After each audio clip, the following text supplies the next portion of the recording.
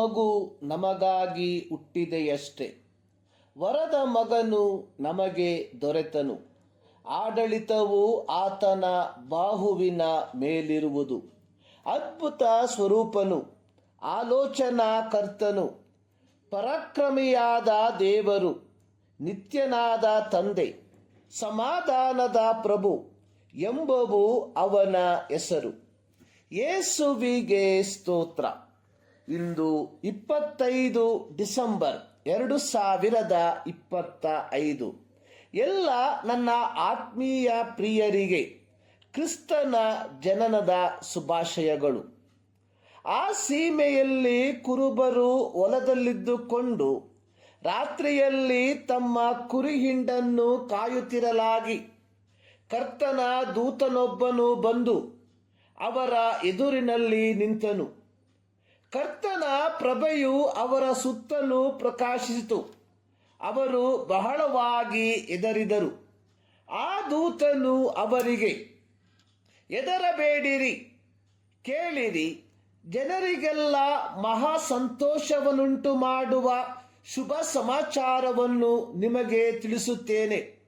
ಅದೇನೆಂದರೆ, ಇವತ್ತು ನಿಮಗೋಸ್ಕರ ದಾವೀದನೂರಲ್ಲಿ ಒಬ್ಬ ರಕ್ಷಕನು ಹುಟ್ಟಿದ್ದಾನೆ.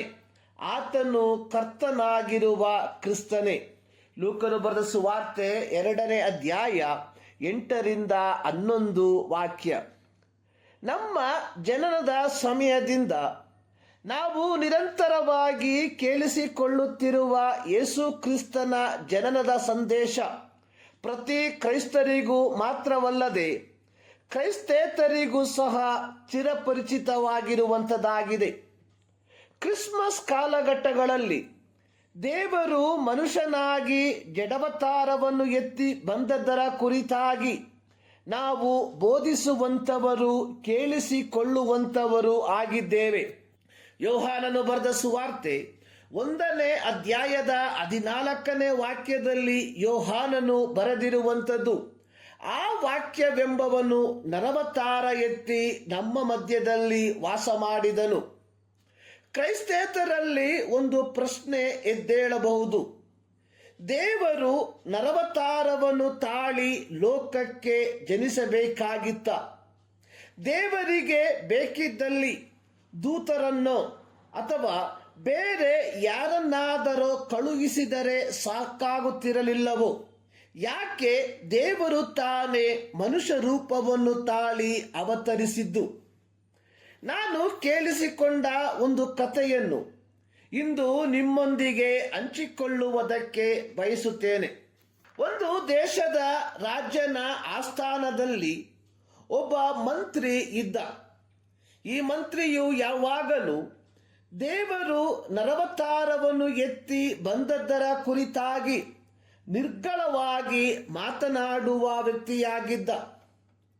ಮಂತ್ರಿಯು ದೇವರು ನರವತಾರವನ್ನು ಎತ್ತಿ ಬಂದದ್ದರ ಕುರಿತಾಗಿ ಮಾತಾಡುವಾಗೆಲ್ಲ ಅರಸನು ಮಧ್ಯಪ್ರವೇಶಿಸಿ, ದೇವರು ನರವತಾರವನ್ನು ಎತ್ತಿ ಬಂದದ್ದು ದೇವರ ಶಕ್ತಿಹೀನತೆಯ ಲಕ್ಷಣವಾಗಿದೆ. ದೇವರು ಶಕ್ತಿವಂತನಾಗಿದ್ದರೆ ನರವತಾರವನ್ನು ಧರಿಸುವ ಪ್ರಮೇಯವೇ ಬರುತ್ತಿಲ್ಲವೆಂದು ಹೇಳಿದನು. ಪ್ರತಿ ಬಾರಿಯೂ ಈ ಒಂದು ವಿಷಯವು ಮುನ್ನೆಲೆಗೆ ಬರುವಾಗ ಅರಸನು ಮತ್ತು ಮಂತ್ರಿಯು ವಾದ ಪ್ರತಿವಾದ ಮಾಡುತ್ತಿದ್ದರು. ಒಂದು ದಿನ ಸಾಯಾಹ್ನ ಸಮಯದಲ್ಲಿ ರಾಜನ ಮನಸ್ಸಿನಲ್ಲಿ ಒಂದು ಆಸೆ ಹುಟ್ಟಿತು. ಹತ್ತಿರದಲ್ಲಿ ಹರಿಯುತ್ತಿರುವ ನದಿಯಲ್ಲಿ ದೋಣಿ ಪಯಣ ಮಾಡಬೇಕೆಂಬುದಾಗಿ. ರಾಜನು ತನ್ನ ಕುಟುಂಬದ ಸದಸ್ಯರು, ರಾಜನ ಬೆಂಗಾವಲು ಪಡೆಯ ಕೆಲವು ನಂಬಿಗಸ್ತ ಸೈನಿಕರು ಮತ್ತು ಈ ಮಂತ್ರಿ ಒಟ್ಟಾಗಿ ಒಂದು ದೋಣಿಯಲ್ಲಿ ಕುಳಿತು ವಿಹಾರ ಆರಂಭಿಸಿದರು. ರಾಜನ ಮಗುವಿಗೆ ಅನಾರೋಗ್ಯವಿದ್ದದ್ದರ ಫಲವಾಗಿ ಮಗುವನ್ನು ಮಂತ್ರಿಯು ತನ್ನ ಕೈಯಲ್ಲಿ ಎತ್ತುಕೊಂಡಿದ್ದನು. ಅವರು ದೋಣಿ ವಿಹಾರವನ್ನು ಮಾಡುತ್ತಿರುವಾಗ ಎಲ್ಲರೂ ಪರಸ್ಪರ ವಿವಿಧ ವಿಷಯಗಳ ಕುರಿತಾಗಿ ಮಾತನಾಡುತ್ತಾ ಮುಂದೆ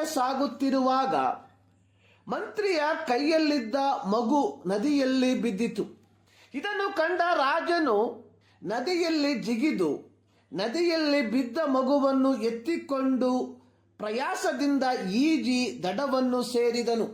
ದಡಕ್ಕೆ ಬಂದು ನೋಡಿದಾಗ ರಾಜನಿಗೆ ತಿಳಿದದ್ದು ಇದು ಒಂದು ಬೊಂಬೆಯಾಗಿತ್ತು. ರಾಜನ ನಿಜವಾದ ಮಗನಾಗಿರಲಿಲ್ಲ.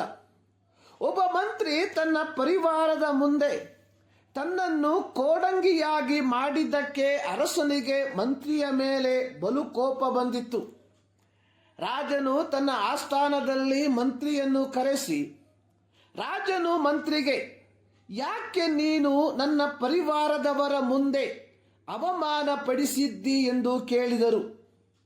ಅದಕ್ಕೆ ಮಂತ್ರಿಯು ಅರಸನಿಗೆ, ರಾಜರೇ, ನನ್ನನ್ನು ಕ್ಷಮಿಸಿ.